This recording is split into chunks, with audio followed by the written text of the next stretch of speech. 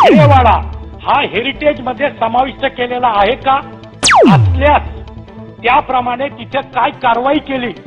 सरकार जास्तीचे पैसे देऊन हे मुलींची पहिली शाळा आहे, राष्ट्रीय स्मारक आहे म्हणून जास्तीचा निधी खर्च करेल का? पैसे खर्च करावे लागतील ते शासनाच्या माध्यमातून केले जातील। या जागेवर ज्ञानज्योती सावित्रीबाई फुले राष्ट्रीय स्मारक निर्माण करण्यासाठी 50 कोटी रुपयाचा निधी ठेवण्यात आलेला आहे। स्त्री शिक्षणाची मुहूर्तमेढ रोवणाऱ्या महात्मा ज्योतिबा फुले व क्रांतीज्योती सावित्रीबाई फुले यांनी मुलींची पहिली शाळा जिथं सुरू केली तो भिडेवाडा राष्ट्रीय स्मारक व्हावा यासाठी मी सातत्यानं आवाज उठवला होता।